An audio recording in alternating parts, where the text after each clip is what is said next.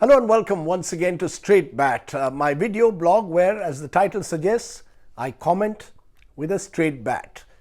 Today I want to speak about a personal journey in a way. Doordarshan's recent boast that its live coverage of the Ram Temple Bhumi Pujan saw record live viewership is reflective in a sense of a frenzied media environment where TRPs or television rating points seem to be the only currency that matter.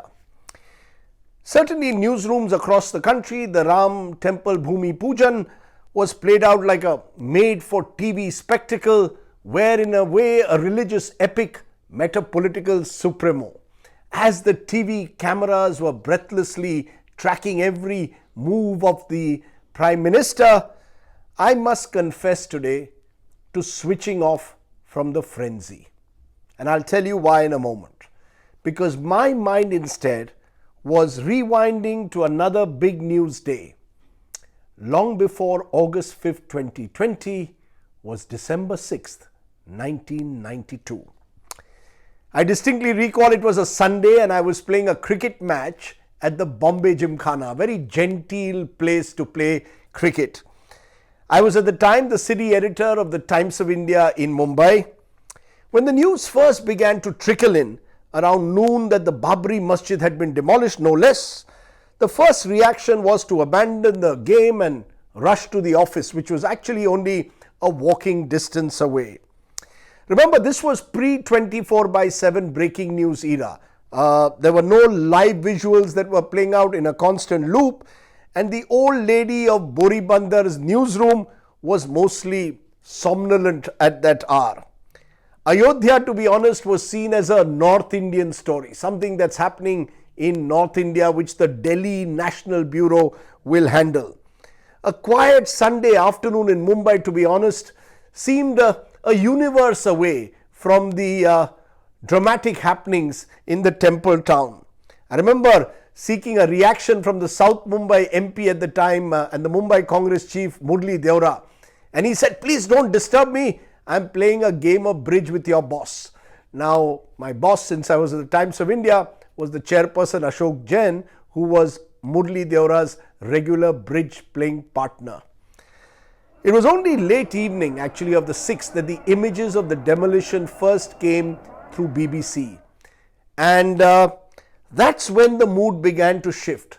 That night, we got the first reports that there had been instances of stone throwing near Minara Masjid, which is located in the Muhammad Ali Road area of South Mumbai.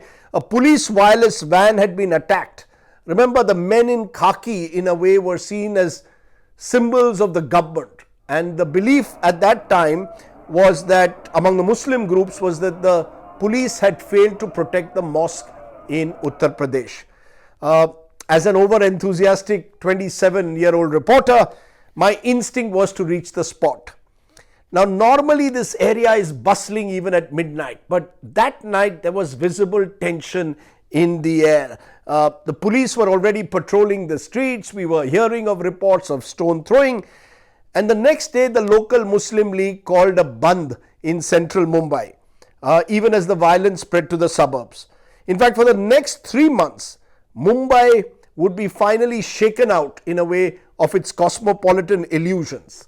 A riot that had begun in December between police and angry Muslim groups would transform by January into the militant Hindu outfits hitting back, and then eventually in March 1993, the serial blasts that were orchestrated by the Dawood Ibrahim-led underworld.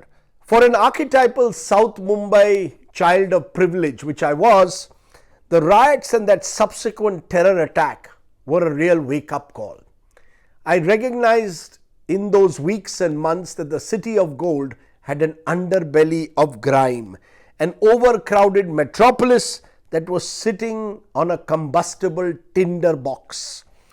The Babri Masjid demolition had exposed Mumbai's fault lines like never before. It had left the city in a way at the mercy of resentful Muslim groups, the Shiv Sena stormtroopers, a partisan police force, and of course the underworld gangs. As I traveled in those months to report across the city, I discovered almost another Mumbai. A Mumbai of crime, of violence, of destitution. We met dozens of families who were trapped in the crossfire at the time, who were forced to abandon their homes, who had to flee, others whose shops and offices had been burnt in this violence. More than 1,000 people died in the Mumbai riots and the blasts, most of them faceless, innocent citizens who really were targeted only because of their religious identity. In late 1993, as an eyewitness to this carnage, I had to depose in front of the Sri Krishna Commission that had been appointed to look into the Mumbai violence. For 3 days, I was cross-examined mainly by the Shiv Sena lawyer, a tough but rather nice man called Adik Shirodkar, who later on became a party MP as well. At the Mumbai reporting team of the Times of India, we came together and even brought out a book, When Bombay Burnt, detailing the chain of bloody events that had led to the traumatization of the city. Publishing was still in infancy. Barely 1,000 copies of the book were published, which is now out of stock. At a personal level, let me tell you that those few months were the most difficult in my entire professional life. To see a city that I had loved being scarred in the manner that it had, perhaps forever, was very difficult to handle. Mumbai was sharply divided by then on communal lines. Hindu versus Muslim was a fracture, physical and psychological, and to be honest, I don't think it has healed even today.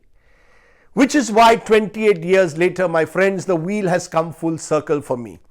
Here we are in this new India, distinctly polarized India, where majoritarian politics is now mainstream, where the lines between secular and communal, what is legal and illegal, have been conveniently erased.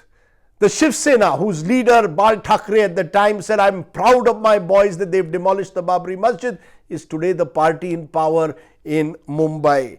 The BJP, for whom the Ayodhya movement in a sense was their ticket to political influence across the country, is now the dominant party of India. The Congress is now only an ally of the same Shiv Sena. And Narendra Modi, who earned his spurs in organizing the first leg of the Somnath to Ayodhya Rath Yatra through Gujarat, is today, of course, the supreme leader of the country. And the Indian Muslim, my friends, is in a way today at the crossroads. Fearful, marginal voice, ghettoized and demonized as the other. Truth is, the law has failed to take its due course. We keep saying that, but it hasn't in this case. A majority of the 2,000 odd cases that were registered in connection with the Mumbai riots have been closed. There have been a handful of convictions, but most of the people are out on bail. Only one major Shiv Sena leader at the time was arrested and convicted, and that too, he was out on bail very soon. The Sri Krishna report, which had indicted the Sena, the police, the report was thrown into the dustbin, or let's say into the Arabian Sea in a way. The Babri Masjid demolition case is just dragging on for the last 28 years. There have been no convictions at all. In fact, those against whom the FIR were filed are today part of the country's power elite. No one who suffered in the post-Babri violence, I can tell you, has really got any sense of justice or closure from an effete and compromised machinery. As for me, I remain haunted by the image of riot and destruction, of the smoke-filled skies of a city's social fabric being torn apart, of tearful Mumbaikars relating their tales of horror.